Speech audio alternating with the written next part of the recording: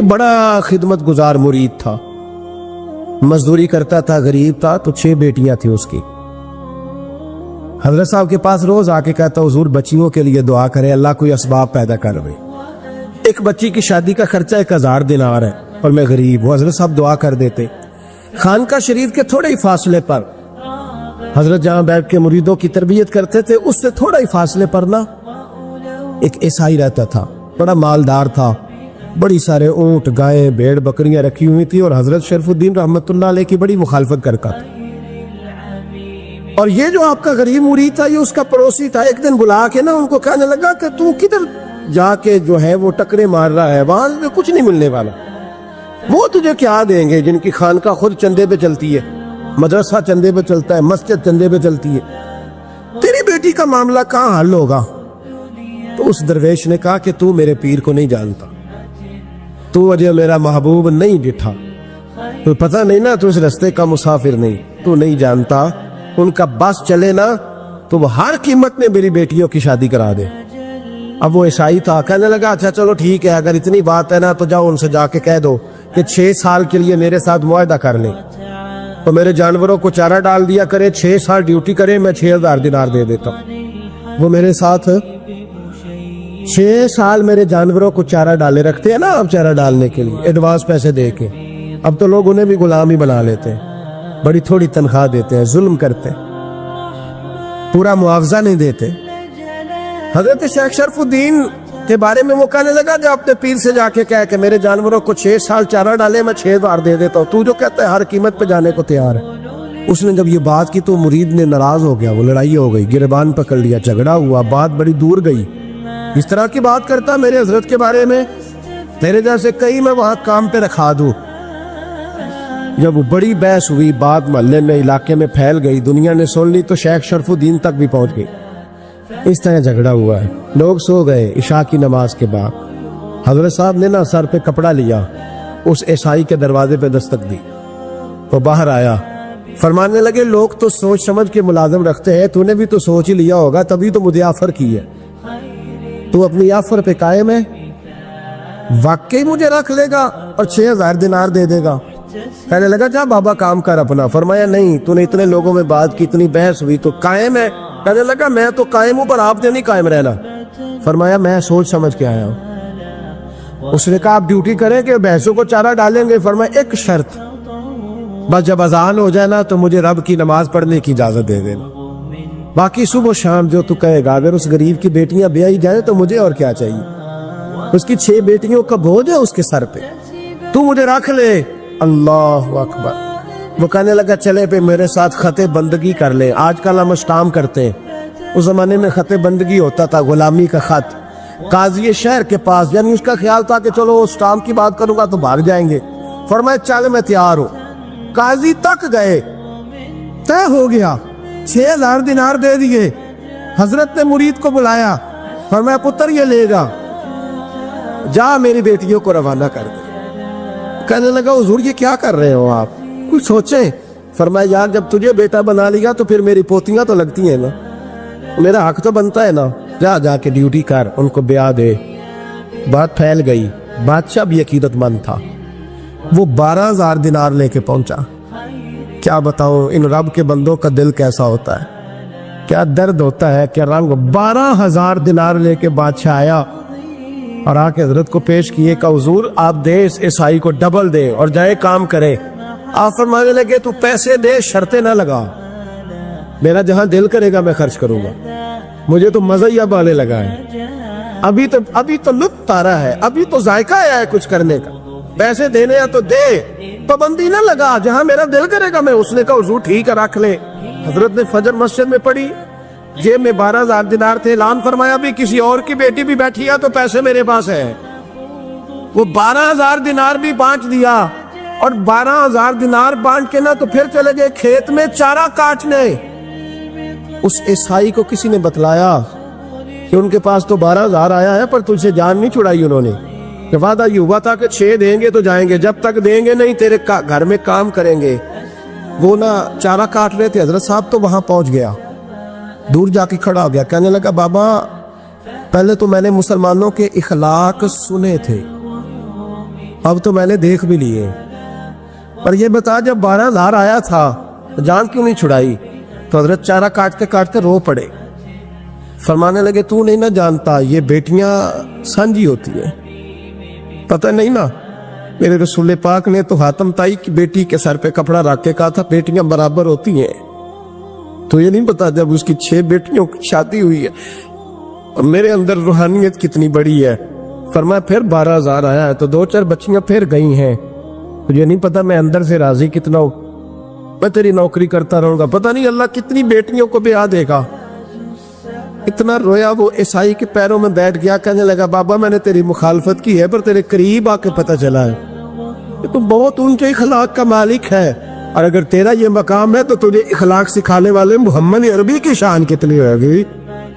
حضرت عائشہ صدیقہ رضی اللہ تعالیٰ عنہ فرماتی ہیں ایک عورت تھی اور اسے نبی پاک صلی اللہ تعالیٰ علیہ وسلم نے وہ کلمہ پڑھ کے مسلمان ہوئی، مدینہ طیبہ آ گئی تو حضور نے مسجد نبوی شریف میں اس کے لیے مکان، ایک سادہ سا کمرہ ساتھ مسجد کے بنوا دیا، وہیں رہنے لگی۔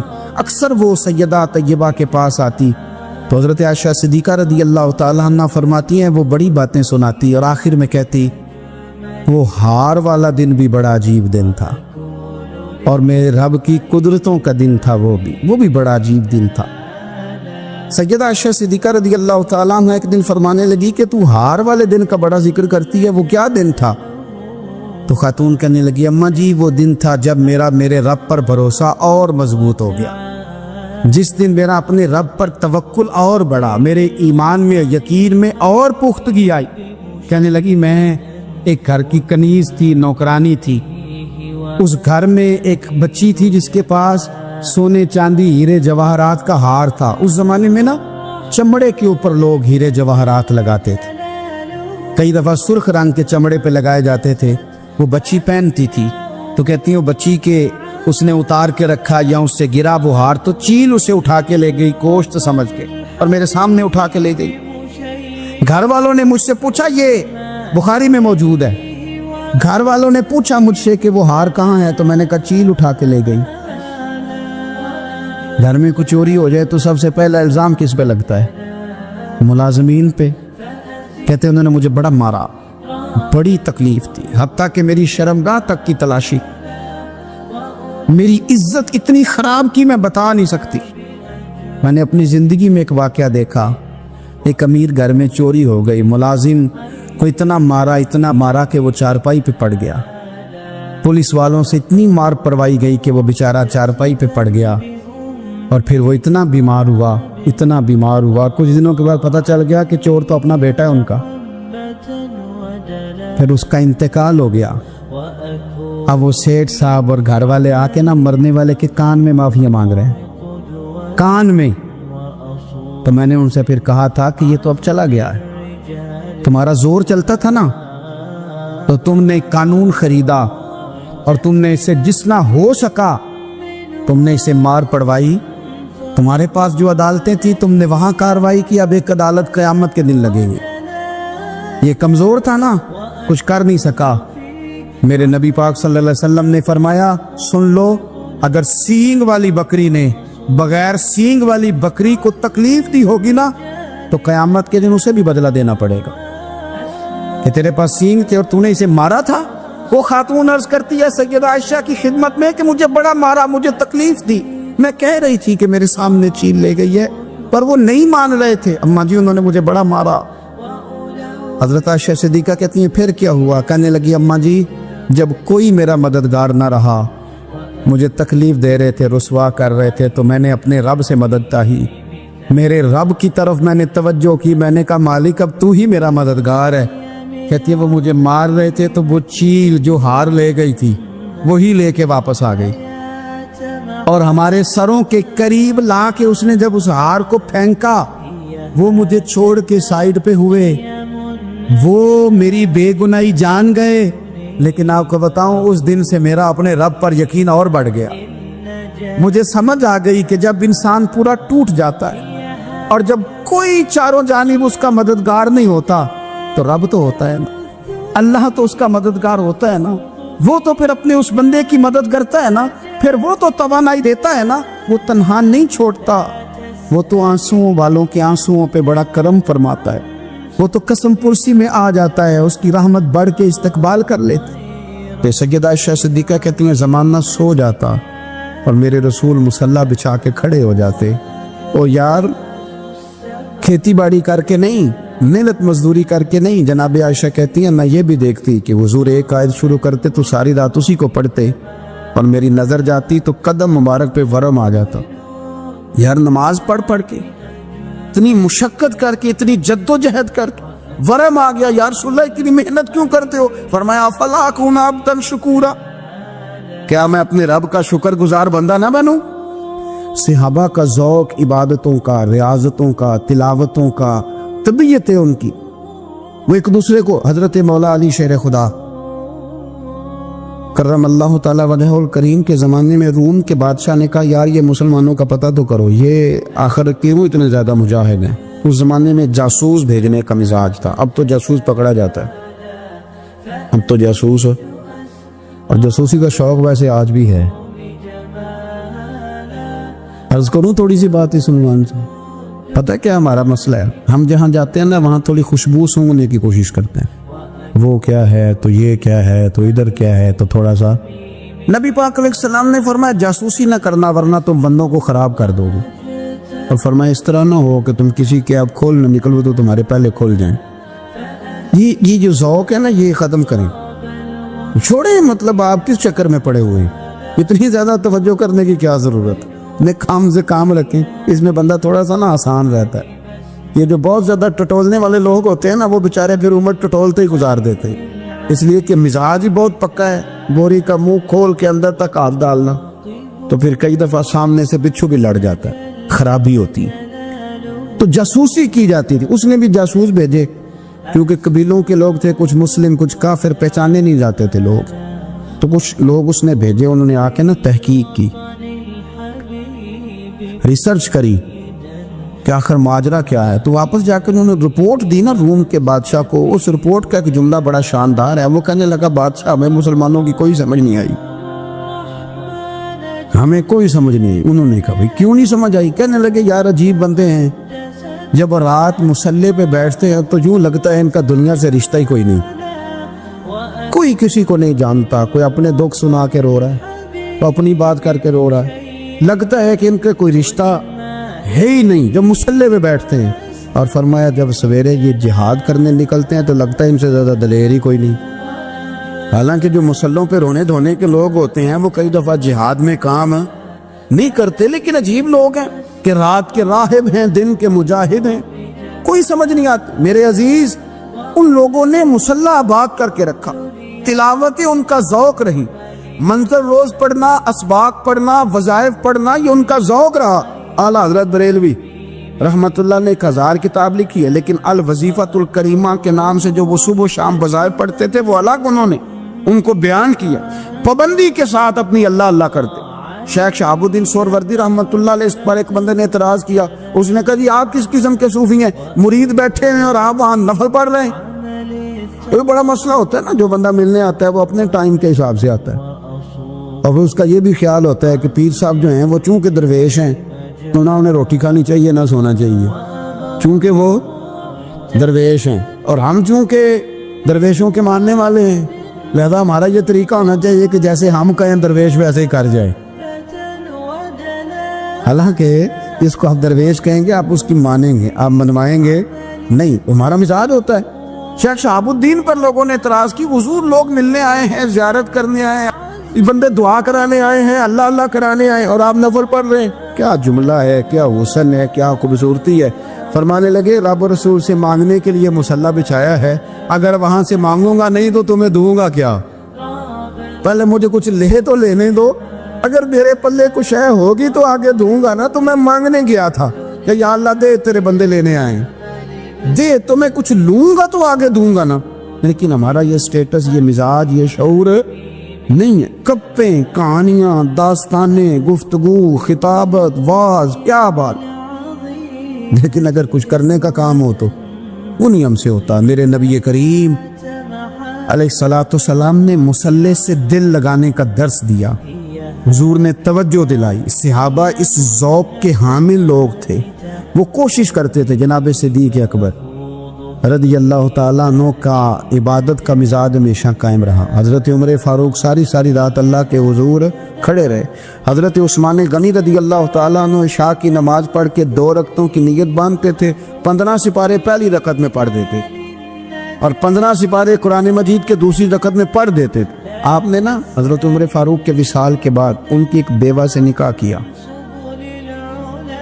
حضرت عثمان غنی نے نکاح کیا. وہ خاتون آپ کے نکاح میں آئیں تو عرض کرنے لگی امیر المومنین میرے لیے اعزاز تو بہت ہے کہ میں امیر المومنین کی بیوہ تھی تو امیر المومنین کی منکوحہ ہو گئی ہوں، لیکن حضور نہ تو میں جوان ہوں کہ میرے اندر رغبت ہوتی اور نہ میں اب اس قابل ہوں کہ کوئی خدمت کر سکوں. میرے ساتھ نکاح کی وجہ کیا بنی؟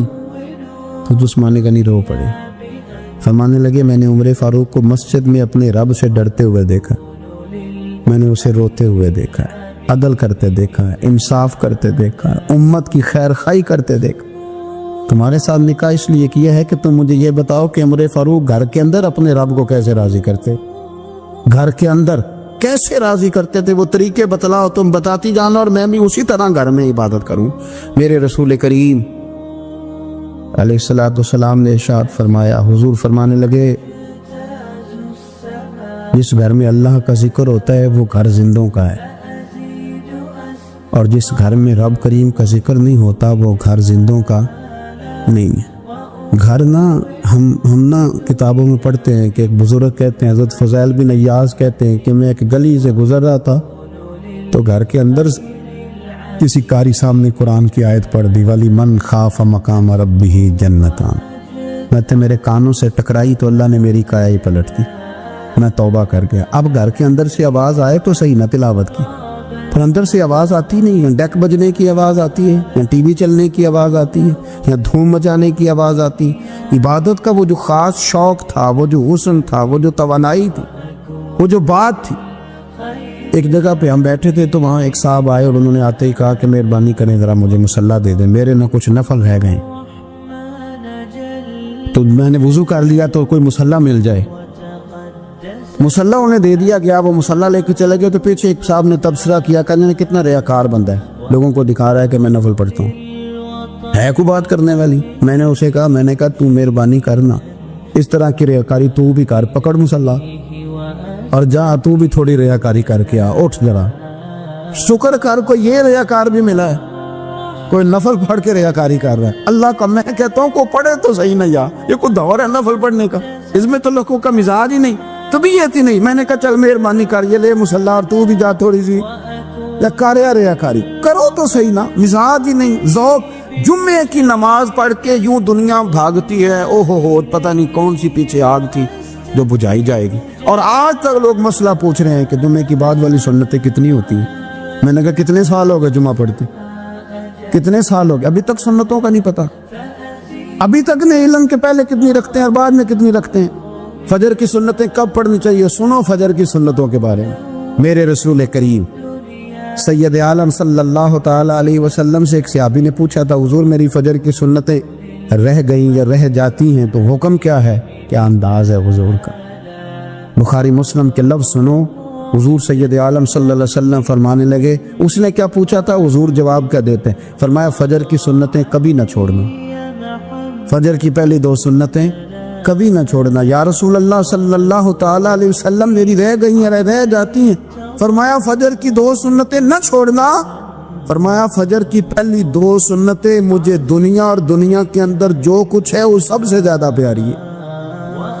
فجر کی 2 سنتیں دنیا اور دنیا میں جو کچھ ہیں مجھے وہ سب سے زیادہ پیاری ہیں، اس لیے فجر کی سنتیں نہ چھوڑنا. اپنا ذوق، اپنی طبیعت ہم نے نا ذوق غلط بنا لیا ہے. اگر 20 بندے کہہ بھی دیں گے تو نے بڑی شاندار تلاوت کیا تو کیا اس سے بنے گا؟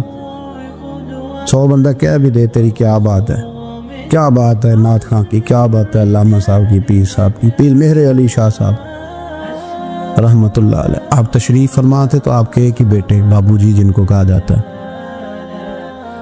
جس دن صاحبزادے پیدا ہوئے تو خادم نہ وہاں سے نکلا. ان لوگوں کے شوق اور طرح کے تھے نا تو ان کی توجہ بھی اپنے شوق کی طرف رہتی. تو خادم نکلا اندر سے، پیر صاحب مبارک ہو، پیر صاحب مبارک ہو، پیر صاحب مبارک ہو، پیر صاحب مبارک ہو. شور کر رہا ہے تو پیر صاحب کو وجد ہو گیا، اللہ اکبر اللہ اکبر اللہ، وہ کیا ہوا، کس بات کی مبارک دے رہے ہو؟ عرض کی حضور اللہ نے بیٹا دیے۔ تو آپ فرمانے لگے اچھا حضور آپ کیا ہوا، آپ تو پریشان ہو گئے۔ فرمانے لگے جب تو نے 3 دفعہ کہا نا میرے علی کو مبارک ہو، تو میں سمجھا تھا شاید تجھے کسی نے بتا دیا ہے کہ میرے علی سے اللہ راضی ہوگی۔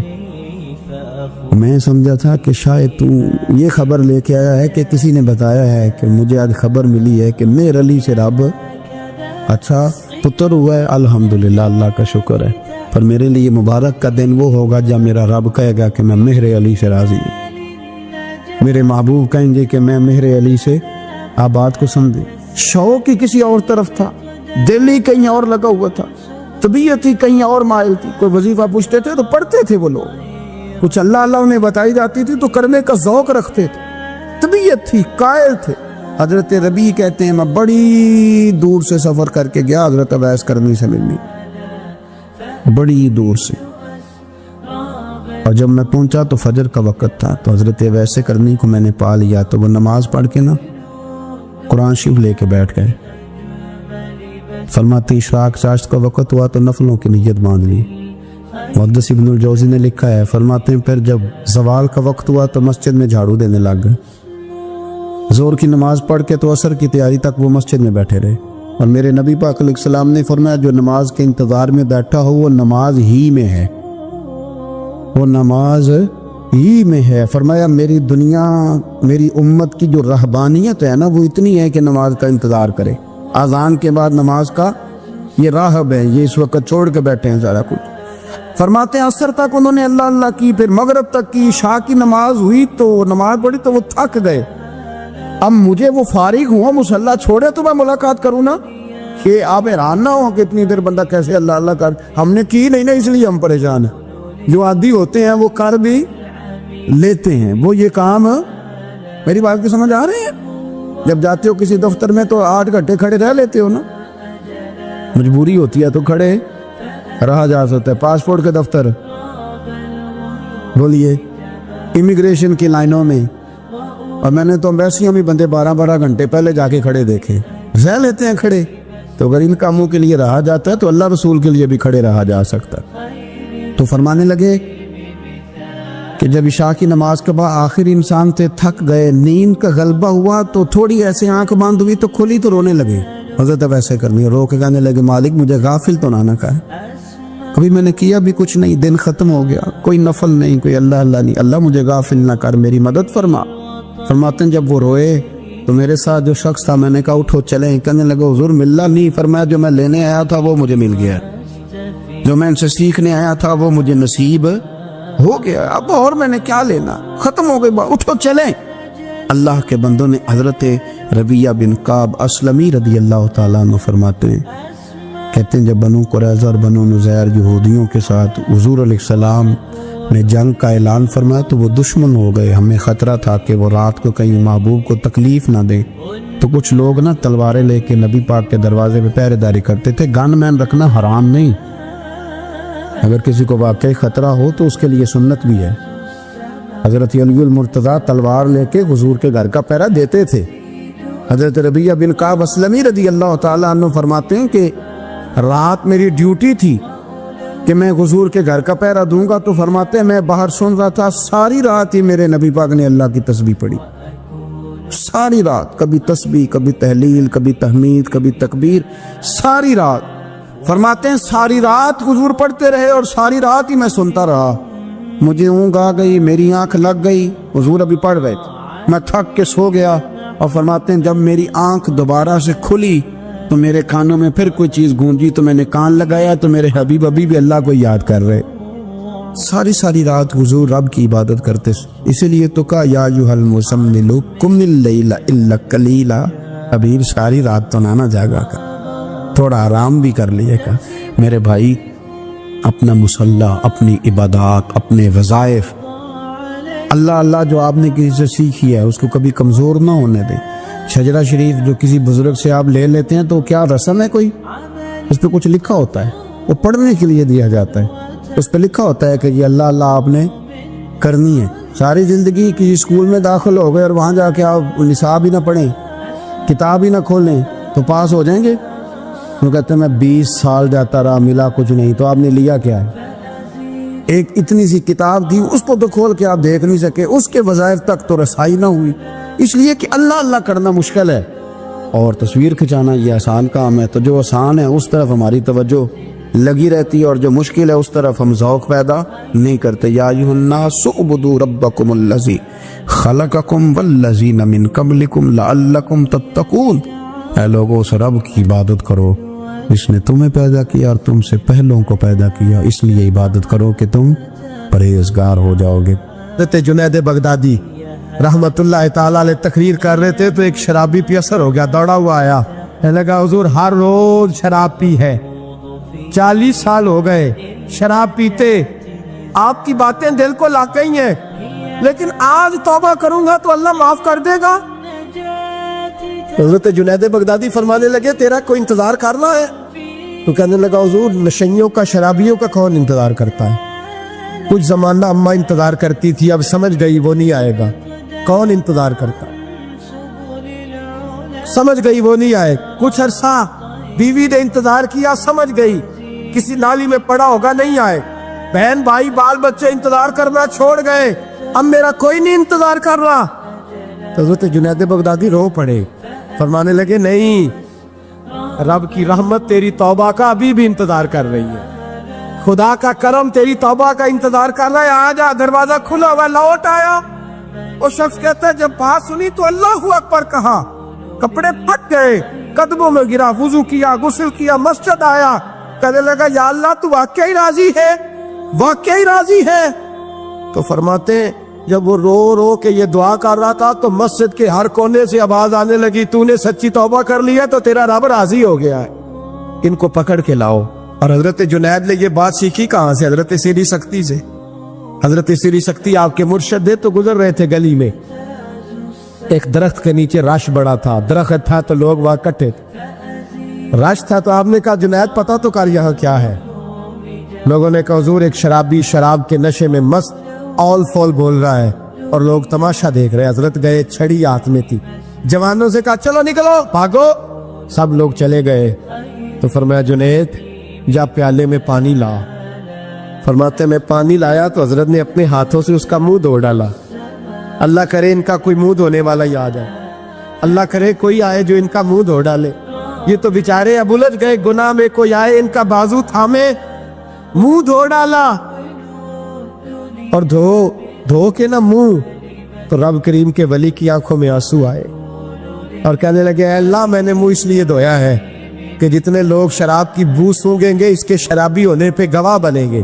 چلو اب منہ دھویا ہے, کوئی بو تو نہیں نہ سونگے گا, اور لوگ تو گواہ نہ بنیں گے کہ شرابی ہے. اور پھر رو کے کہنے لگے اے اللہ جو میری طاقت تھی وہ میں نے کر دیا, اب جو تیرے قبضے میں ہے تو بھی رحمت فرما. میری طاقت میں منہ دھونا تھا, میں نے دھو ڈالا ہے, تو دل دھو دیا کرتا ہے, مہربانی کر اس کے دل کو بھی صفائی عطا فرما دے. یہ کہہ کے چلے گئے. فرماتے حضرت جنید میں تہجد کا وضو کرا کے جناب سری سکتی کو مسجد میں لے کے پہنچا تو وہ شرابی مجھ سے پہلے مسجد میں بیٹھا ہوا تھا اور آوازیں آ رہی تھی سری تو نے منہ دھویا تھا تو ہم نے دل بھی دھو ڈالا ہے. نبی کریم صلی اللہ تعالی علیہ وسلم نے فرمایا کہ میں نے خواب دیکھا ہے, کچھ لوگوں کو میں نے قمیضیں پہنے ہوئے دیکھا, کچھ کی قمیضیں ناف تک تھیں, کچھ کی پیٹ تک تھیں اور کچھ کی گھٹنوں تک تھی. عمر میں نے تمہیں بھی دیکھا ہے, تمہاری قمیض تو پیروں سے ٹکرا رہی تھی. حضرت عمر کہنے لگے حضور خواب کوئی دیکھتا ہے, تعبیر کوئی بتاتا ہے, پر یہاں کمال یہ ہے کہ خواب بھی آپ نے بتایا ہے, تعبیر بھی آپ ہی بتائیں گے. حضور پھر بتا دیں اس خواب کی تعبیر کیا ہے. تو حضور نے فرمایا تعبیر یہ ہے کہ کسی کا دین ناف تک, کسی کا گھٹنوں تک, کسی کا پیٹ تک, اور عمر تو سارا ہی دین میں لپٹا ہوا ہے, تو سارا ہی دیندار ہے, سارا ہی. حضرت عمر فاروق رضی اللہ تعالیٰ عنہ آئیڈیل ہیں, ایک ہیرو ہیں. حضرت عمر کا مرتبہ اور مقام یہ ہے کہ نبی کریم علیہ السلام نے فرمایا کہ جبریل امین 950 سال میرے عمر کی شان بیان کرے تو عمر کی شان ختم نہیں ہوتی. 950 سال اگر حضرت جبریل بھی بیان کرے تو یہ مقام ہے سیدنا فاروق اعظم کا.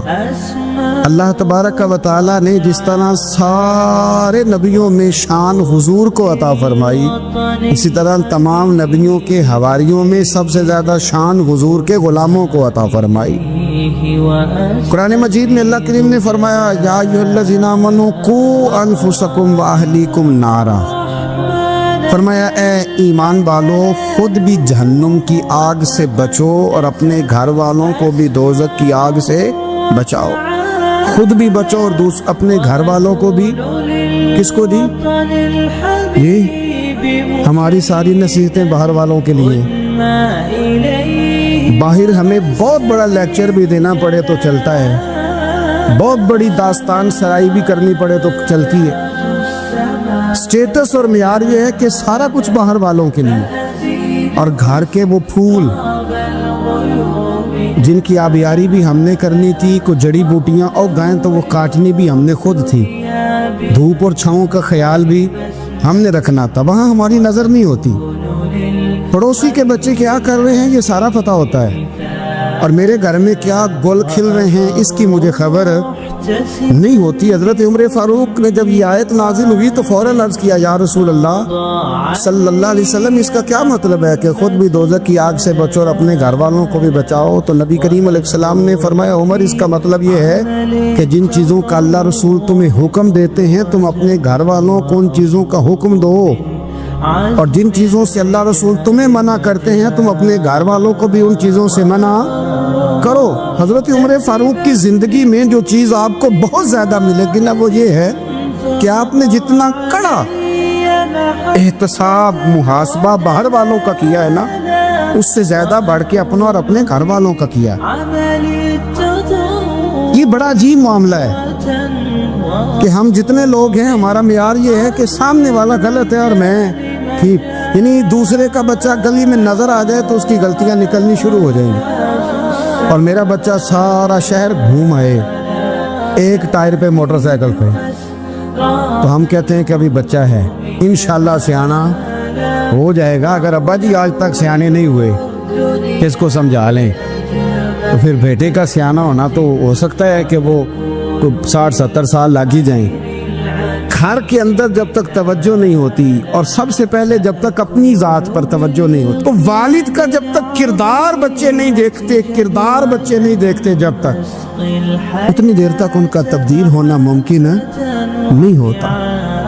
حضرت عمر فاروق رضی اللہ تعالیٰ عنہ نا باہر والوں کا بھی بڑا سخت حساب کرتے تھے. بڑا ایک گورنر صاحب نے لباس بڑا شاندار پہننا شروع کر دیا تھا تو حضرت عمر نے اتروا کے نا تو انہیں ٹاٹ کا لباس پہنا کے تو اونٹ چرانے کی ڈیوٹی دے دی تھی. اتنا سخت احتساب کرتے.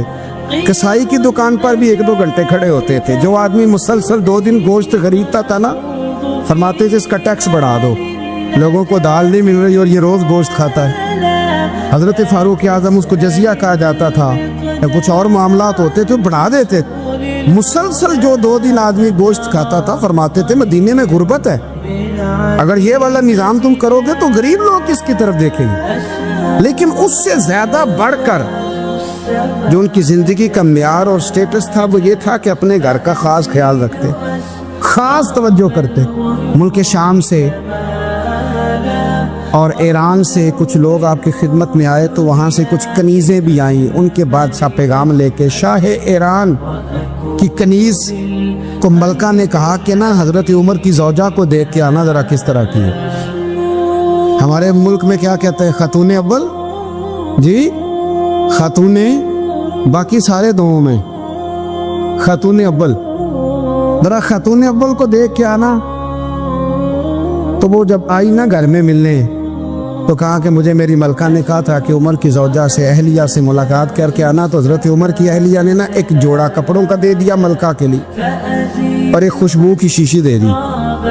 اب جب وہ تحفے وہاں گئے تو اس ملکہ نے نا کچھ سونے کا سامان بھیجا، کچھ زیورات بھیجے، کچھ تحائف بھیجے. جب حضرت عمر کے گھر آئے نا وہ خادم لے کے آیا، اس نے کہا جی آپ کی اہلیہ نے تحفے بھیجے تھے. تو جواب میں شاہ ایران کی بیوی نے यहाँ जिस मुल्क का वो सफ़ीर था उन्होंने भी ये भेजे।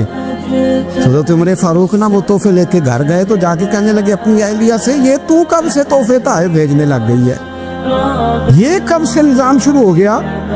तो कहा हुजूर तोहफा देना लेना तो ठीक है, सुन्नत है, मोहब्बत बढ़ती है, तो ये कोई कबाहत नहीं, और मैंने अपनी ज़ाती इस्तेमाल के लिए जो चीज़ें रखी थी वो मैंने दी हैं। तो हज़रत उमर फारूक रज़ी अल्लाह तआला अन्हु फरमाने लगे, हमने किसी मुल्क के साथ और उसके बादशाह के साथ ज़ाती ताल्लुक़ नहीं बनाना, ताल्लुक़ जो भी बनेगा रसूलुल्लाह के दीन की बरकत से बनेगा। ज़ाती रिश्ते नहीं हमने कायम करने, ज़ाती आपके मुल्क की जो एयरलाइन जिसका हर साल खसारे का डंडोरा पीटा जाता है ना, वो हमारे बादशाह साहब और सदर साहब अगर गैर मुल्कियों को घोड़ा कभी भेजना हो ना, घोड़ा, तो पूरा एक जहाज घोड़ा लेके तोहफे में जाता है, पूरा जहाज गरीब कौम का ये सरमाया। और कौम बड़ी बादशाह है, लाइनों में ला के वोट देती है। दो काम हमेशा लाइन में ला के करने, एक बिल लाइन में ला के जमा कराना है और एक वोट लाइन में ला के, ताकि फिर पूरे 5 साल लाइन में ही लगे रहें। मर्जी से आप वोट देना, पर जो बात दुरुस्त है उसको सुनो। हजरत उमर फारूक रज़ी अल्लाह तआला अन्हु ने अपनी अहलिया से पूछा, कितने का था वो तेरा जोड़ा और खुशबू की शीशी? उन्होंने कहा 3 दिनार की। फरमाया ये 3 दिनार तेरे और बाकी जो तोहफे आए हैं वो तू खुद कह, क्योंकि उसने तेरे नाम भेजे हैं। तू कह कि मैं माले गनीमत में देती हूँ, तू कह मैं मुसलमानों को कह। तो ज़ौजा हंस पड़ी, कहने लगी मैं नाम भी कहूँ तो मुझे कहना तो पड़ेगा ही, कहना तो मैंने है ही, क्योंकि सामने उमर फारूक है, लिहाजा फिर मैं कह देती हूँ मैंने दिया खजाने को। हजरत उमर ने जमा करा लिया। मैं ये क्या बात हुई, मेरे घर वाले जो मर्जी करें, इनका मेयारे जिंदगी जिस तरह का मर्जी हो। और हजरत उमर एक जुमला कहा करते थे, अल्लाह करे कि ये बातें इस दौरे हाजिर में हमारी समझ में आए। हजरत उमर फारूक रज़ी अल्लाह तआला अन्हु अपने बच्चों को फरमाया करते थे कि बहुत आदमी को भूख लगी हो ना, और फिर उसकी पसंद का खाना पका हो, तो इतने शौक से वो उस खाने को देखता है ना, फरमाया इस तरह पूरी कौम अपने बादशाहों के खानदान को देखती है, इस तेजी के साथ देखते हैं कि इनके घर में क्या हो रहा है, इनका म्यारे जिंदगी क्या है, इनका स्टेटस क्या है। सैयदना फारूक आज़म रज़ी अल्लाह ताला अन्हु ने अपने घर के अंदर अपने बच्चों, आप के बच्चे दोनों कारोबार के लिए मिस्र गए, तो वहाँ के गवर्नर साहब ने लोगों से, एक बहुत बड़ा काफिला गया मदीने से मिस्र तिजारत के लिए, जाते हैं ना आज भी काफिले कई मुल्कों में, तो ये गए तिजारत के लिए। तो हज़रत अब्दुल्ला इब्ने उमर, हज़रत उबैदुल्लाह इब्ने उमर, हज़रत उमर के दोनों बेटे गए। जनाब उमर फारूक के बच्चे जब वहाँ पहुँचे तो मिस्र के गवर्नर ने ना लोगों को तारुफ कराया कि ये उमर फारूक के बेटे हैं। ये हजरत ये चौधरी के बेटे को कौन बताता है कि तू चौधरी का बेटा है? बाहर वाले बताते हैं, घर वाले जी। और सेठ साहब के बेटे को कौन बताता है कि तू सेठ साहब का बेटा है? और मालिक को कौन बताता है कि तू मालिक का बेटा है और ये किराएदार है? ये कौन बताता है? ये सोच हम देते हैं बच्चों। चौधरी और कमी की सोच, अमीर और गरीब की सोच, मालिक और किराएदार की सोच, घर के मालिक की और काम करने वाले की सोच, ये हम देते हैं। याद रखना, ये हम देते हैं, ये हमारा मिजाज है, ये बाहर से नहीं आती। तू कोई शहजादा है, तू सेठ है, तू नवाब है, ये सोच बाहर से नहीं आती। ये अम्मा सोच देती है, अम्मा, ये अब्बा सोच देता है। और फिर जब तबाही उतरती है तो उसके जिम्मेदार भी बाहर वाले नहीं होते, घर वाले होते हैं। घर वाले, हमारे बच्चों की तबीयतों पर ज्यादा नक्श बाहर वालों का नहीं होता, घर वालों का होता है, याद रखिएगा। हजरत उमर फारूक रज़ी अल्लाह, बच्चे हैं, शहजादे हैं, वो कारोबार करने गए और वहाँ लोगों ने बताया गवर्नर साहब ने कि ये फारूक आजम के बच्चे, अमीरुल मोमिनीन के। लोगों ने उनसे ज्यादा माल खरीदा, तिजारत में ज्यादा नफा हुआ। जाहिर है कि वो आपके जो अल्लाह खैर करे हुक्मरान है, उनके कारोबार कितने मुल्कों में हैं, किस बुनियाद पर हैं? वो सिर्फ इस बुनियाद पर कि वो हुक्मरान रहे, उनके लिए आसान था बड़े लोगों से ताल्लुकात बनाना।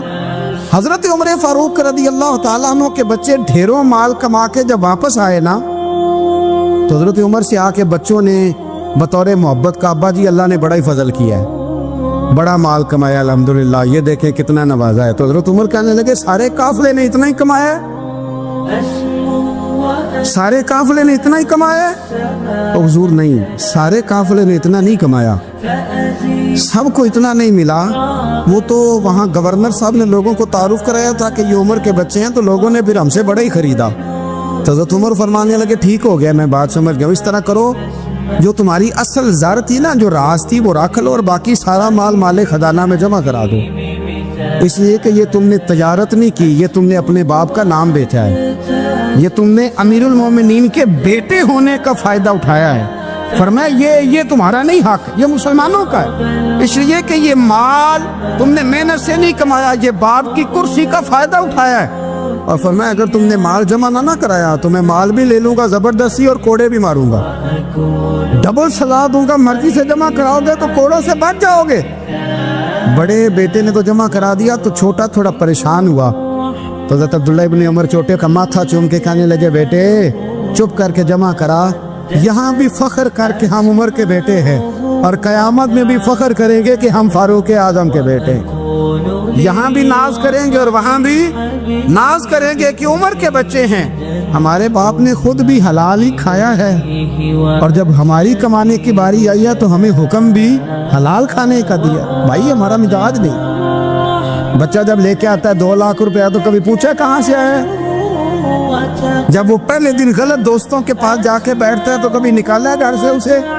یہ بہت سارے خمیازے ہمیں اس لیے بھگتنے پڑتے ہیں کہ ہم ابتدا میں سوراخ بند نہیں کرتے، جب اس میں شگاف پڑ جاتا ہے، سیلاب آتا ہے تو ہمیں ہوش آتی ہے۔ حضرت عمر نے اپنے گھر میں نگرانی رکھی، کڑی نگرانی، زیادہ نماز گھر میں پڑھتے تھے حضرت عمر، نفلی نمازیں زیادہ کیوں بلا؟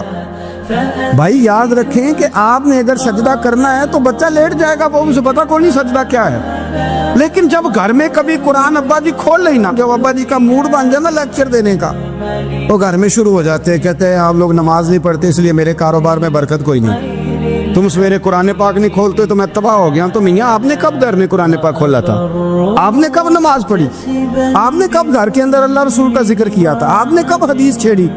آپ نے بھی تو گھر کے اندر جب بھی آپ آئے ہیں تو آپ نے وہی کچھ کیا ہے جو دنیا دار کرتے ہیں، آپ بھی تو اپنا موبائل لے کے الگ کونے میں بیٹھ گئے، آپ نے بھی تو کہا ہے کہ اب تمہارے چینل ختم، اب میری مرضی والا چلے گا، تو جو آپ نے کیا ہے بچے بھی وہی کام کریں گے۔ آپ نے بھی گپ شپ لگائی ہے تو وہ بھی لگا رہے ہیں، یہ سمجھ لیں جو کام آپ کریں گے آپ اپنے بچوں کی سیرت میں اس کا جلوہ دیکھ لیں گے۔ بڑی پکی سی بات ہے کہ آپ کو بچے کی عادتیں دیکھ کے سمجھ آ جائے گی کہ میں بھی یہی کرتا تھا۔ اور یہ بھی حضرت عمر فاروق رضی اللہ تعالیٰ عنہ وصال فرما گئے، تو آپ کے وصال کے بعد حضرت عثمان غنی رضی اللہ تعالیٰ عنہ نے آپ کی ایک بیوہ سے نکاح کیا، حضرت عمر کی ایک بیوہ سے۔ جب وہ آپ کے نکاح میں آئی تو کہنے لگی حضرت عثمان غنی سے کہ حضور نہ تو میں خوبصورت ہوں اور نہ میں جوان ہوں، نہ آپ کی کوئی خدمت کر سکتی، میرے ساتھ نکاح کرنا سمجھ میں نہیں آیا۔ کیا شاندار جواب دیا حضرت عثمان غنی نے، کیا خوبصورت جواب دیا۔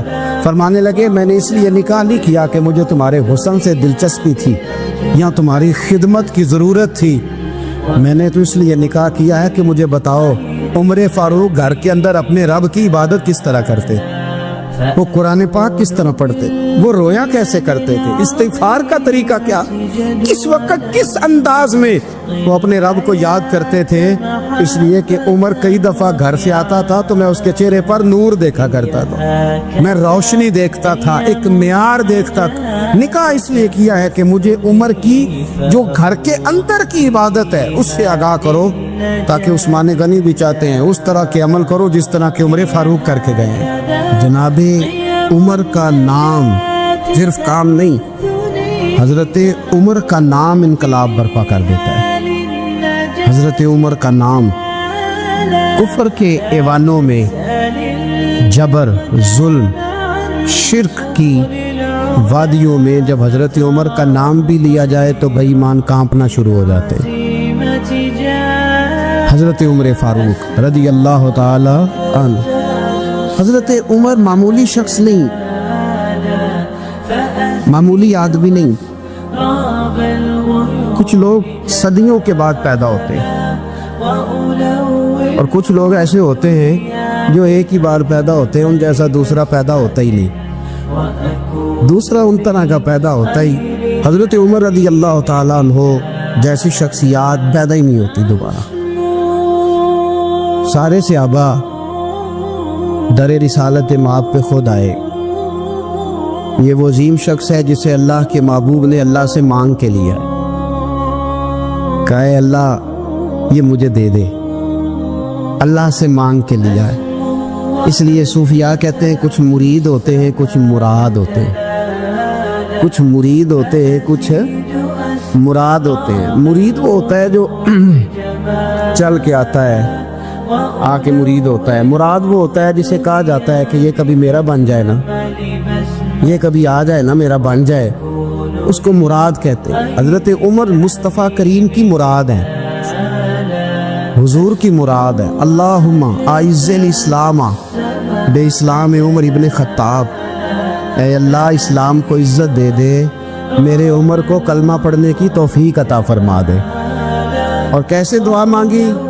وہ یار حضرت عمر کی تو اس فضیلت کا کوئی جواب نہیں دے سکتا.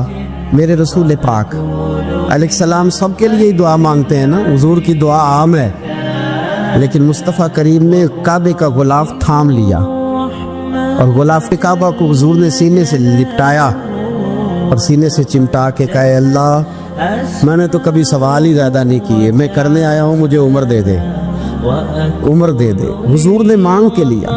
اور پھر جب جس کو حضور مانگے اللہ سے کہ حضرت عمر رضی اللہ تعالیٰ عنہ کا آج یوم شہادت ہے, میرا تو دل کرتا تھا کہ فجر سے باتیں شروع ہوں اور سارا دن ہی عمر کی باتیں ہوتی رہیں, سارا دن جناب عمر کی باتیں, سارا دن. اس لیے کہ ذکر جناب عمر کا ہوگا پر راضی اللہ کے رسول ہوں گے صلی اللہ, تو جاگ کے بیٹھے, خوش ہو کے بیٹھے. ہمارے ہاں منایا ہی نہیں جاتا بابے اللہ کی تا ساؤن پادروں اسو کتا تے منڈے جنوری فروری. تو اسلامی سال بھی کیا اور وہ تاریخیں بھی ساری گئی. یکم محرم امت مسلمہ کے لیے بہت بڑا دن ہے, بہت بڑا دن. یہ شہادت ہے حضرت عمر فاروق رضی اللہ تعالی عنہ. یہاں چھوٹی چھوٹی باتوں پہ گورنمنٹ چھٹی کرتی پھرتی ہے, چھوٹی چھوٹی باتوں. الیکشن ہو گیا تو چھٹی, فلاں جگہ پہ تھوڑا سا کسی نے خبر دے دی کہ کوئی پریشانی ہے تو چھٹی, فلاں جگہ جی ہو گیا تو چھٹی. یہاں تک کہ فلاں وزیر صاحب فلاں علاقے میں آئیں گے تو سارے علاقے کو چھٹی. اور اب تو اس سے بڑا حال ہونے لگا ہے, اگر جن لوگوں کی سندھ میں حکومت ہے ان کے لیڈر کا دن آیا تو اس دن چھٹی, اور جن کی پنجاب میں حکومت ہے ان کا دن آیا تو چھٹی. ہمارا مطالبہ ہے حکومت پاکستان سے, اگر سر اٹھا کے جینا چاہتے ہو تو یکم محرم کو چھٹی کیا کرو. اگر سر اٹھا کے جینا چاہتے ہو تو یکم محرم کو چھٹی کرو جناب عمر کے دن. اور ملت کے جوانوں کو بتاؤ کہ اگر عزت کی زندگی جینا چاہتے ہو تو اس طرح جیو جس طرح فاروق اعظم جی کے گئے ہیں. عزت اور وقار کی زندگی, جمہوریت حضرت عمر سے سیکھنی پڑے گی. حکومت کرنے کے طریقے حضرت عمر سے, رعایا کو سیکھنا پڑے گا کہ امیر کس طرح بنایا جاتا ہے اور امیر کس طرح کے ہوتے. یہاں لوگ ہمیں یورپ کی مثالیں دیتے, لوگ یہاں ہمیں آ کر کے امریکہ کی مثالیں, انہیں کیا پتا حکومت کیا ہوتی ہے. وہ کہتے ہیں جی وہ سائیکل پہ جاتا ہے ان کا حکمران. میں نے کہا وہ سائیکل پہ جاتا ہے, میرے عمر فاروق مدینے سے مکے گئے تھے تو پیدل ہی حج کرنے چلے گئے, پیدل ہی. اور جناب عمر فاروق رضی اللہ تعالیٰ عنہ عید کی نماز پڑھانے گئے, عید کی نماز, عید کی نماز عمر خطبہ عید دینے گئے. اور اس زمانے میں کون سا غریب ہے جو ننگے پاؤں جاتا ہو, کون سا غریب ہے جو مسجد ننگے پاؤں جاتا ہو. لوگوں نے تو 3 قسم کی چپلیں رکھی ہوئی ہیں, ایک مسجد جانے کی علیحدہ ہے, گھر پہننے کی علیحدہ ہے, شادی بیاہ پہ جانے کی چپل علیحدہ ہے. حضرت عمر فاروق رضی اللہ تعالیٰ عنہ نکلے عید کا خطبہ دینے کے لیے تو بیوی سے کہنے لگے جوتا. اس نے کہا صاحب اتنی دفعہ ٹوٹا ہے اب گانٹھا نہیں جا سکتا, اتنی دفعہ ٹوٹا ہے کہ اب دوبارہ پیمند نہیں لگ سکتے. حضرت عمر کہنے لگے چل کوئی حرج نہیں رہے, بغیر جوتے کے ننگے پیر ہی چلتے ہیں, کوئی حرج نہیں. تو کہنے لگے لوگ کیا کہیں گے. فرمایا چپ کر, لوگ جس دن عمر نے یہ دیکھ لیا نا لوگ اس کے بارے میں کیا کہتے ہیں, اس دن عمر عمر نہیں رہے گا. تو کہا پھر آپ کا نظریہ کیا ہے. فرمایا میرا نظریہ یہ ہے کہ رب رسول میرے بارے میں کیا کہتے ہیں. लोगों का क्या है, लोग कल किसी के बारे में कुछ कहते हैं और परसों कुछ कहते हैं। मेरा नजरिया ये है कि रब रसूल मेरे बारे में नंगे पैरों मर जा रहे हैं। कौन जी? मैं बड़ा माड़ा। अच्छा जनाब, क्या क्या गुर्बत है? 10 किस्म के जोड़े लटके हुए हैं कमरे में और पहनने की फुर्सत नहीं। सवेरे क्या पहनना है, शाम क्या पहनना है, 15-15 सूट इकट्ठे इस्त्री होके लॉन्ड्री वाला भेज रहा है। और तू गरीब है, तू बहुत बड़ा गरीब है। इसलिए कि गुर्बत पैसों की वजह से नहीं होती, गुर्बत तो दिल की होती है। तू वाकई बड़ा गरीब है और तू गरीब ही रहेगा। अमीर तो उमर फारूक थे जो नंगे पांव चले गए ईद की नमाज पढ़ाने, तो रास्ते में जो मिला कहने लगा उमर जूता तो पहन लो। फरमाया तुम्हें उमर का जूता ना पहनने का नक्श तो नजर आया है, कोई अर्ज नहीं। अगर उमर को कभी बताना हुआ तो वो वाला नुक्स बताना जो उमर की सीरत में पैदा हो, किरदार में पैदा हो, वो वाला नुक्स बताना कि छोड़ो जूते आते जाते रहते। नंगे पांव गए, पांव धोए, नमाज पढ़ाई, लौट आए। ओ भाई, यहाँ तो हमारा बनाव सिंगार उधर ना, जितनी तवज्जो कपड़ों की तरफ है इतनी तवज्जो कभी हमारी इल्म की तरफ होती ना, जितना ज़ौक शौक हमारा बनाव सिंगार की जानिब है, इतना बनाव सिंगार कभी हमारा इखलाकियात की जानिब होता तो मामलात बड़ी हद तक संवरे हुए होते। हजरत सैयदना फारूक आज़म रज़ी अल्लाह तआला अपनी जिंदगी को तरतीब दिया। एक दिन भी खिलाफत नहीं मांगी अल्लाह से। हजरत औफ बिन मालिक अशजई एक सहाबी है। हजरत औफ बिन मालिक रज़ी अल्लाह तआला अन्हु फरमाते हैं कि जनाब अबू बकर सिद्दीक का ज़माना था तो मैंने ख्वाब देखा।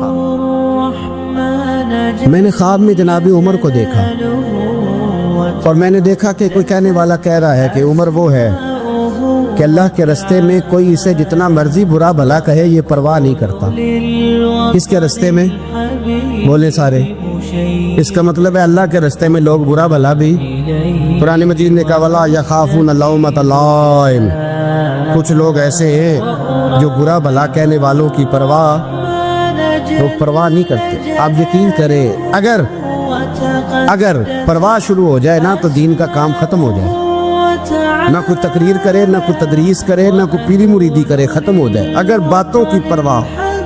लेकिन वो परवाह, हज़रत औफ बिन मालिक अशजी कहते हैं मैंने ख्वाब में देखा कि उमर वो है जो किसी की परवाह, और दूसरी बात मैंने ये देखी कि उमर खलीफा बनेगा, और तीसरी बात मैंने ख्वाब में ये देखी कि उमर शहीद भी किया जाएगा, उमर शहीद भी होगा। ये मैंने 3 बातें ख्वाब में देखी।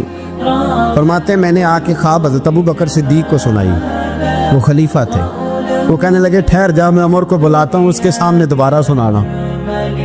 उसके सामने फरमाते मैंने बुलाया हज़रत उमर फारूक को, आके बैठे। ख्वाब शुरू हुआ का एक बात तो मैंने ये देखी कि आप मलामत करने वाले की परवाह नहीं करते। दूसरा, आप खलीफा बने कि जनाब उमर कहने लगे चुप कर, अबू बकर के सामने ही कह रहा है, चुप कर, खलीफा के सामने कह रहा है। तो अबू बकर सिद्दीक कहने लगे उमर इसे कहने दो, मुझे लगता है रब की रजा यही है कि मेरे बाद अगर मुस्तफ़ा का मिंबर मिले तो उमर को मिले, इसे कहने दो यार। यहाँ तो लोग डींगे मारते, यहाँ तो लोग दावे करते, मेरे सामने फलाने को भी बिठाओ, फलाने को भी बिठाओ, उसको क्या पता, इसको क्या पता, ये तो बढ़के मारने का दौर है। हजरत उमर रज़ी अल्लाह तआला अन्हु को तीसरी बात कही। हजरत औफ बिन मालिक ने कहा आप शहीद किए जाएंगे, मैंने ख्वाब देखी है। नेक लोगों के ख्वाब बड़ी हद तक सच्चे होते हैं। क्या मैंने ख्वाब देखी है? तो हजरत उमर कहने लगे शहीद तो दलेर लोग होते हैं, शहीद तो दलेर, जिसे सारा जमाना दलेर कह रहा है वो अपने बारे में क्या कह रहा है? कहते हैं शहीद तो दलेर, मैं तो काहिल सा आदमी हूँ, सुस्त आदमी हूँ, मैं तो इतना काम ही नहीं करता। तो ये ख्वाब तूने जो ठीक है देखा है ना, फिर से देखना। तो अबू बकर सिद्दीक फरमाने लगे आजिज़ी ना कर, इनकिसारी ना कर, तो जो कह रहा है ठीक कह रहा है, लेकिन मुझे सुन के शुक्र भी हुआ है और अफसोस भी हुआ है। अफसोस इस बात का कि तेरे जैसा बतले अजीम चला जाएगा, और शुक्र इस बात का कि रब तुझे जिंदगी भी एजाज वाली देगा, और शहादत की मौत दे के अल्लाह तुझे मौत भी इज्जत वाली अता फरमाएगा। اللہ موت بھی تجھے عزت والی دے گا, تجھے کاہلوں جیسی موت اللہ.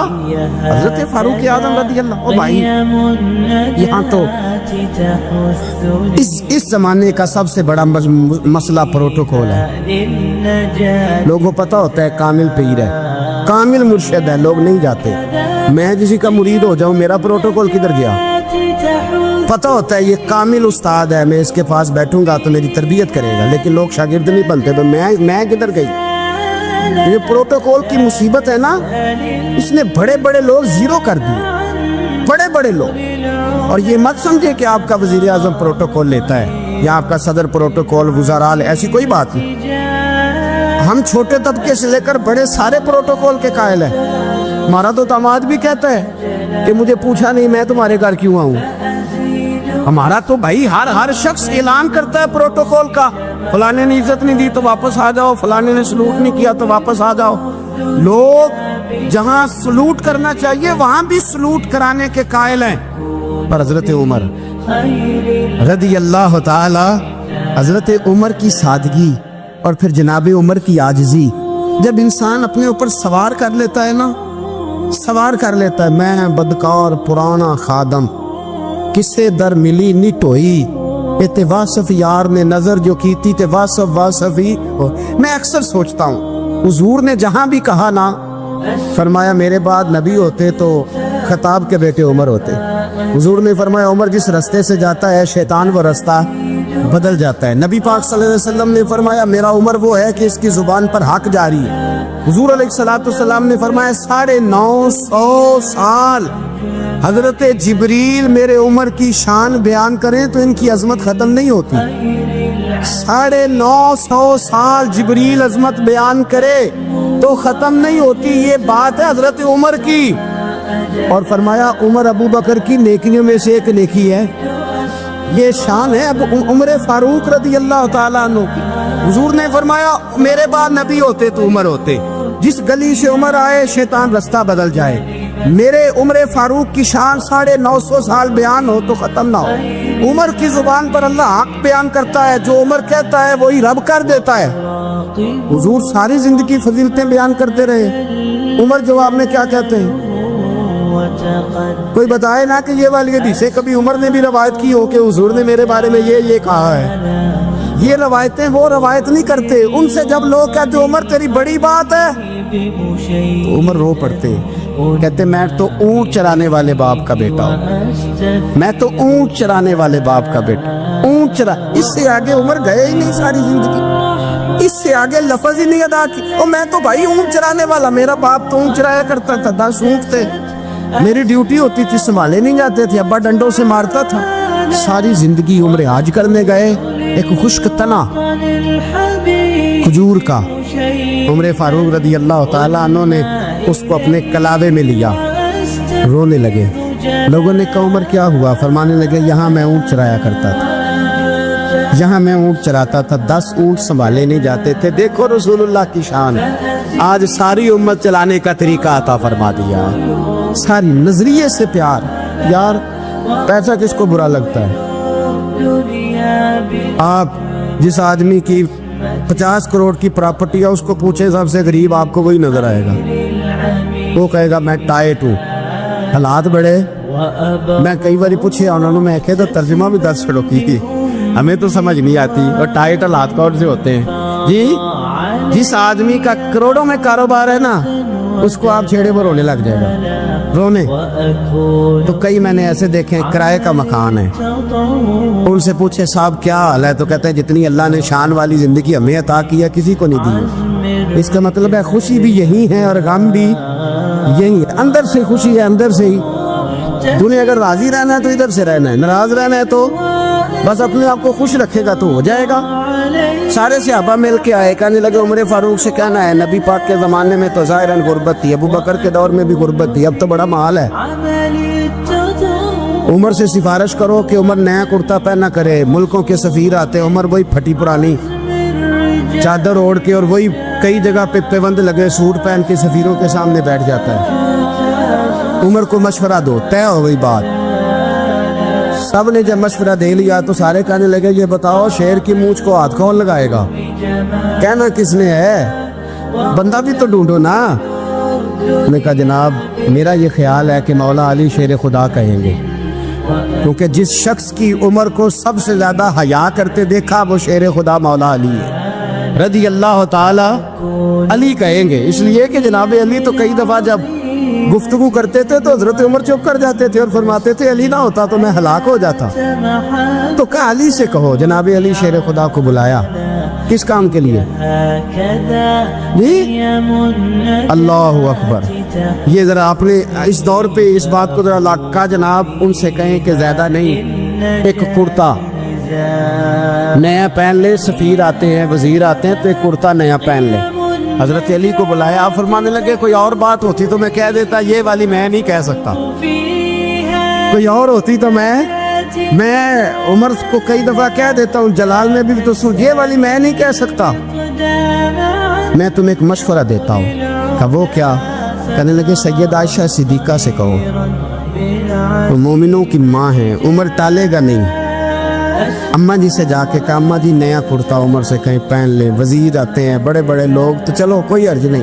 اماں جی نے کہا اچھا کوئی بات نہیں میں بلا لیتی ہوں. جناب عائشہ نے پیغام بھیجا. جب خادم نے کہا نا مصطفیٰ کے گھر سے پیغام آیا ہے تو 20 لوگ بیٹھے تھے. عمر کانپتے ہوئے اٹھے, کانپتے دوڑے. حضرت عائشہ پردے میں تھی تو فرماتی ہیں عمر اتحیات کی حالت میں بیٹھ گئے. کہا اماں جی دیر تو نہیں ہو گئی مجھے آنے میں؟ کہا نہیں ٹائم پہ آ گئے ہو. کس لیے بلایا تھا؟ کہا عمر دیکھو غربت کے معاملات اور ہوتے ہیں, جب اللہ آسانی دے تو کوئی چیز استعمال کرنا حرام نہیں ہوتی, اگر حرام ہے تو بتاؤ. کہا نہیں اماں جی حلال ہی ہے. تو فرمایا پھر اتنے سفیر آتے ہیں, مشیر آتے ہیں, اب تو مال غنیمت بڑا آتا ہے, ڈھیر لگ جاتے ہیں مسجد میں, تو چل ایک نیا کرتا تم بھی پہن لیا کرو. اور آپ نیا کرتا پہنو گے تو دھاک بیٹھے گی غیروں پر. تو صحابہ کا مشورہ ہے کہ آپ نیا لباس پہنے. اماں جی کہتی ہے میں نے حکم دیا تو عمر چپ کر گئے, گردن جھک گئی. تھوڑی دیر کے بعد سیدنا عمر فاروق نے سر اٹھایا تو داڑھی پہ آنسو گر رہے تھے, رو پڑے.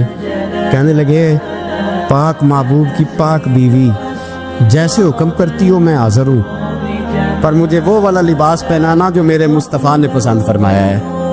اگر یہ رنگ رسول پاک کا ہے تو میں حاضر ہوں, اور اگر نبی پاک کا نہیں تو پھر جیسے آپ حکم کریں.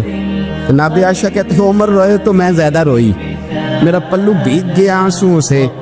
میں نے کہا عمر آپ جائیے. عمر یوں نکلے تو جو صحابہ کھڑے تھے وہ کونے میں جو سارے آ گئے.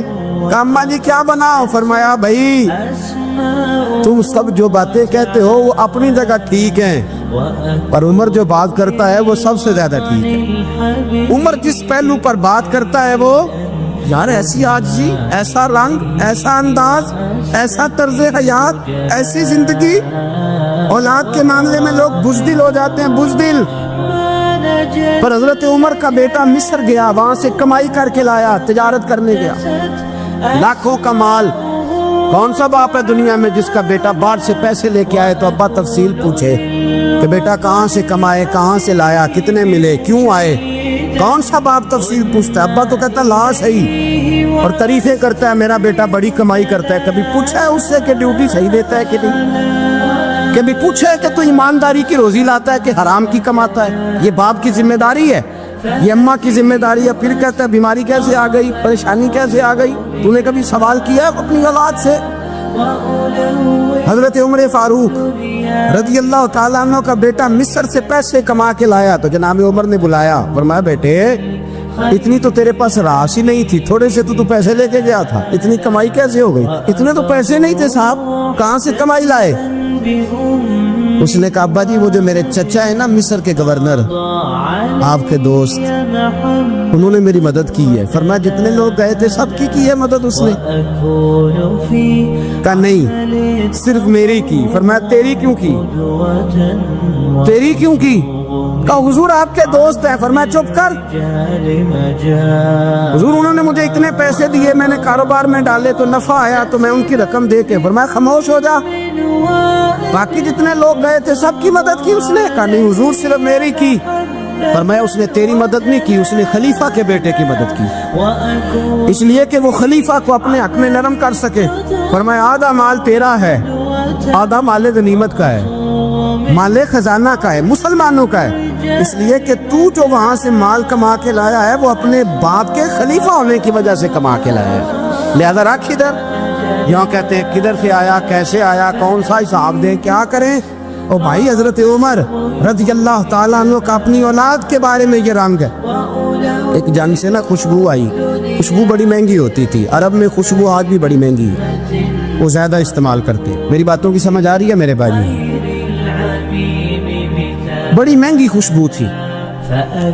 جب وہ خوشبو آئی تو حضرت عمر نے کہا، گھر میں پہلے پہنچی حضرت عمر کے، چونکہ زیادہ عورتیں استعمال کرتی تھی گھر کے اندر خوشبو، مرد بھی لگاتے تھے۔ حضرت عمر نے اپنی بیوی سے کہا، آپ کی زوجہ تو تھی وہ بڑی خوشبو کو پسند کرتی، حضرت عمر نے اپنی زوجہ سے کہا کہ خوشبو لاؤ، میں نے ایک عورت کی ڈیوٹی لگائی ہے، وہ خوشبو تول کے نا تو حصہ برابر صحابہ میں بانٹ دے گی۔ تو آپ کی زوجہ کہنے لگی، کسی بی بی کی ڈیوٹی لگانے کی کیا ضرورت تھی، میں جو موجود تھی میں بانٹ دیتی ہوں تول کے حصہ برابر۔ آپ نے فرمایا نہیں تو رہنے دے، تو فلانی بی بی بانٹے گی۔ حضور میں نے بھی بانٹنی ہے، میرے پہ کچھ حق ہے؟ آپ نے فرمایا نہیں، تو تفصیل نہ پوچھ، تو خوشبو دے دے، کوئی اور بانٹے گی۔ خاتون خانہ کی نا کہنے لگی، نہیں مجھے بھی آج آپ کو بتانا ہی پڑے گا کہ کوئی جو بانٹ سکتی ہے تو میں کیوں نہیں بانٹ سکتی؟ زوجہ کہتی عمر نے بات کی تو میری چیخیں نکل گئی۔ حضرت عمر فرمانے لگے، جب تو خوشبو بانٹے گی نا تیرے ہاتھوں کو بھی لگے گی، تیرے دوپٹوں کو بھی لگ جائے گی۔ اگر رب کریم نے مجھ سے سوال پوچھا کہ عمر خوشبو تو مسلمانوں کی تھی، تیری بیوی کے دوپٹے کو کیوں لگ گئی، تو میں اللہ کے حضور کیا جواب دوں گا؟ اگر اللہ نے یہ سوال کیا کہ تیری بیوی نے کیوں لگائی، وہ تو حصہ تھا مسلمانوں کا، تو تو نے تیری بیوی نے کیوں لگائی؟ تو فرمایا میں نہیں چاہتا کہ اللہ کے حضور مجھے اور تجھے باز پرس ہو، لہذا کسی اور کو بانٹنے دے۔ زوجہ روئی اور تڑپ کے کہنے لگی، عمر مجھے لگتا ہے صبح قیامت بھی تیری بیوی ہونے کی وجہ سے اللہ مجھے جنت عطا فرما دے گا، تیری زوجہ ہونے کی برکت سے۔ بھائی یہ معیار رکھا، خدا کی قسم ایسا شخص تاریخ میں دوبارہ نہیں آیا۔ اتنا بڑا آدمی، اتنا بڑا شخص، اتنا بڑا آدمی، اور پھر رنگ یہ ہے کہ عمر 22 لاکھ مربع میل کا حکمران، 22 لاکھ، اور کھجور کے درخت کے نیچے مٹی کا ڈھیلا لے کے سو گئے ہیں، پرواہ کوئی نہیں، کوئی مسئلہ ہی نہیں۔ 2 غلام ساتھ بیٹھے تو ایک روٹی حضرت عمر نے گھر سے منگوائی، تھوڑا سا سرکہ، تو غلام کہنے لگے ہم نے بھی کھانی ہے۔ فرمایا کوئی حرج نہیں، روٹی کو پیٹ بھر کے کھانا ضروری تو نہیں، 3 حصوں میں بانٹ لیتے۔ ایک آدمی آیا ہوا تھا مصر کا رہنے والا ملنے کے لیے، اس نے پوچھا عمر کدھر ہے، تو کہا وہ ادھر جاؤ مسجد میں بیٹھے ہوں گے، اور واپس آیا تو کہنے لگا وہاں تو 3 غلام بیٹھے ہیں، ایک روٹی بانٹ کے کھا رہے ہیں، لگتا ہے کئی دنوں سے روٹی نہیں ملی۔ کہا 3 غلام تو کوئی نہیں، وہاں 2 ہی تھے، تیسرے تو امیر المومنین تھے۔ اس نے کہا نہیں نہیں 3 غلام ہیں، کپڑے بھی ایک طرح کے پہنے ہوئے، بلکہ 2 کے تو پھر صحیح ہے، تیسرے کے تو زیادہ ماڑے ہیں، کپڑے بھی ایک طرح کے، کھانا پینا بھی ایک طرح کا، اور ان کا نشست برخاست بھی ایک طرح کی، لہذا کوئی فرق نہیں۔ حضرت ابو ہریرہ کہتے ہیں میں لے کے آیا، اور جناب عمر کو جب میں نے کچی زمین میں تامت سمیت بیٹھے دیکھا تو میں رو پڑا۔ میں نے اس مصر سے آنے والے کو کہا تو اس کے جلوے دیکھ، اگر اس کی ذات میں اتنا حسن ہے تو محمد عربی کا مقام کیا ہوگا؟ یہ مقام غور ہے، مقام غور۔ 10 محرم کو لوگ دیگے پکائیں گے نا، نہیں پکانی ہے، بول دے نہیں ہاں نہ نہیں کر دے، پروگرام بدلیا تو نہیں دی عید کی کہ وہی کام شروع ہوا لاسٹ ایٹ ہونے والا، کیوں جی پکنی ہے نا دیکھیں 10 محرم کو انشاءاللہ تعالی، ہم بھی پکائیں گے انشاءاللہ، یہاں بھی پروگرام ہوگا۔ تو 10 محرم کو جو دیگ پکنی ہے تو ایسا نہیں ہو سکتا کہ 1 محرم کو حضرت عمر کے نام کی بھی کوئی پک جائے۔ اگر امام حسن حسین کے نام کی دیگیں پکے تو جو امام حسن حسین کے سے پیار کرنے والے ہیں، جو امام حسن حسین سے ہم لوگوں نے بھی عجیب رٹا اپنایا ہے نا، ہم لوگ بات کا ایک پہلو دیکھتے ہیں دوسرا نہیں دیکھتے۔ حضرت امام حسن اور حسین کو بھی نبی پاک نے شہید کہا، اور جناب عمر کو بھی رسول اللہ نے خود شہید فرمایا، فرمایا شہید ہے، خود فرمایا اپنی زبان سے کہ یہ شہید ہے خود۔ میرا عمر شہید ہے تو ان کے نام کی دیر نہیں پکنی چاہیے، اس طرف نہیں ہماری توجہ ہونی چاہیے۔ اور اہل بیت نبوی، یہ بات میں پہلے بھی کرتا ہوں، آج پھر کرنا ضروری سمجھتا ہوں، اہل بیت کا پیار سن لو کان کھول کے، اہل بیت کا پیار اگر ہمیں کسی نے سکھایا ہے تو سیدنا عمر فاروق نے سکھایا ہے۔ اہل بیت نبوت کی محبت اگر کسی نے سکھائی ہے تو کس نے سکھائی ہے؟ بول کے بتائیے، حضرت عمر نے۔ اہل بیت کا پیار ہمیں حضرت عمر نے بول کر کے سکھایا ہے۔ بھائی یاد رکھیں، کسی کی طاقت نہیں تھی دم مارنے کی حضرت عمر کے سامنے، طاقت ہی نہیں تھی، کیسر و کسرا کانپ جاتے تھے، جرأت ہی نہیں کرتے تھے حضرت۔ اور ہمارے تو تعلقات بڑے ہیں نا غیروں سے۔ حضرت ابو موسیٰ اشعری رضی اللہ تعالیٰ عنہ فرماتے ہیں میرا منشی سائی تھا، وہ کاتب کہتے تھے وہ لوگ، میرا حساب کتاب عیسائی تھا۔ تو فرماتے ہیں ایک دن میں نے وہ سارا حساب کتاب لین دین کے حضرت عمر کو دکھایا تو فرمانے لگا جس نے لکھے ہیں اس کو بلاؤ۔ کہنے لگے حضور مسجد نہیں آ سکتا۔ کیوں نہیں آ سکتا؟ کہنے لگے وہ عیسائی ہے۔ کہتے ہیں حضرت عمر جلال میں آ گئے۔ آپ فرمانے لگے جنہیں رب دور کرتا ہے تم کیوں قریب کرتے ہو؟ جنہیں اللہ دور کرتا ہے۔ فرمایا تم غیروں کو اگر عہدے دو گے تو اپنوں کا کیا بنے گا؟ اگر تم غیروں کو عہدے دو گے تو اپنوں کا۔ یہ سوچ ہے جو آج برما کے مسلمانوں کے لیے بھی ضروری ہے۔ کہا اگر تم غیروں کو عہدے دو گے تو اپنوں کا۔ ہم نے غیروں کو عہدے دیے تو دیکھا نا اپنے کس طرح کاٹے جا رہے ہیں۔ غیروں کو جو عہدے دے دیے، جرانے سارے غیروں سے روز دعویٰ ہوتا ہے چین ہمارا سجن ہے، چین ہمارا دوست ہے۔ او بھائی دوست ہے تو اس سے کہو نا کہ برما تو تمہاری ایک چھوٹی سی ریاست ہے، چین کے بغیر تو وہ سانس بھی نہیں لے سکتا، اس کو کہو نا اس حکومت پہ دباؤ ڈالے۔ لیکن ہم لوگوں نے غیروں کو عہدے دیے تو اپنے پس گئے۔ حضرت عمر کہتے تھے ذمہ کا ہم ادب کریں گے، ذمہ کافر کا ہم، ایسا کافر جو مسلمان ریاست کو قبول کرے، بدامنی نہ پھیلائے۔ ایک آدمی کو آپ نے دیکھا آنکھوں سے نابینا ہے اور بھیک مانگ رہا ہے تو حضرت عمر کو نظر آ گیا، فرمایا کون ہو؟ اس نے کہا میں یہودی ہوں۔ فرمایا بھیک کیوں مانگتے ہو؟ کہا جب تک تندرست تھا مسلمانوں کو جزیہ دیتا تھا، بوڑھا ہو گیا ہوں کیا کروں؟ حضرت عمر نے گھوڑے کی پشت پہ بٹھایا، کافر کو گھوڑے کی پشت پہ بٹھایا اور بٹھا کے مدینے لائے۔ حضرت علی شیر خدا وزیر خزانہ تھے، فرمایا علی اس کا وظیفہ جاری کرو۔ کہا یہ کون ہے؟ فرمایا یہ یہودی ہے لیکن یہ ہمیں جزیہ دیتا رہا، بوڑھا ہو گیا بیچارہ، بھیک مانگنے پہ مجبور ہے، ہماری حکومت کے اندر رہتا ہے، اس کا پورا وظیفہ جتنا خرچہ ہے اتنا وظیفہ لگاؤ۔ حضرت علی کہتے ہیں میں وظیفہ لگا رہا تھا اور وہ میرے نبی کا کلمہ پڑھ رہا تھا، وہ رسول اللہ کا کلمہ پڑھ رہا تھا۔ یہ مزاج، یہ نہیں کہ کافر۔ حضرت عمر نے گورنروں کو خط لکھے تھے کہ زبردستی کسی کو مسلمان نہیں کرنا، جہاں ان کی عبادت گاہیں بنی ہو گرانی نہیں، کوئی مندر کوئی گرجا ضائع نہیں کرنا۔ اسلام سب کو جینے کا موقع دیتا ہے، پر بے ایمانو ظالموں بدذاتو تمہیں یہ کہتا ہے کہ ہم تمہیں جینے کا موقع دیتے، تم بھی مسلمانوں کو جینے کا موقع دو۔ یہ جہاں بستے ہیں جہاں رہتے ہیں انہیں وہاں جینے کا موقع دو، انہیں بھی اللہ اکبر کہنے کا موقع دو، انہیں بھی قرآن پڑھنے کا موقع دو، انہیں بھی رسول اللہ پر درود پڑھنے کا موقع دو۔ ہمارے ملک میں عیسائی اپنی مرضی سے کھلے عام تبلیغ کرتے ہیں، یہاں تو چینل چلائے ہیں عیسائیوں نے۔ کسی مذہبی جماعت نے کبھی جلوس نکالا کہ عیسائیوں کا چینل بند کرو؟ بولے نکلا ہے کہ نہیں نکلا؟ کتنے ظلم کی بات ہے۔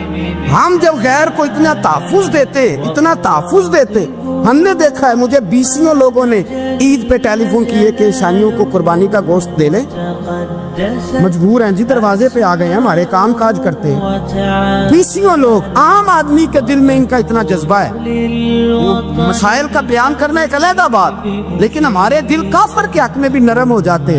تم کس قدر زیادہ بے ایمان ہو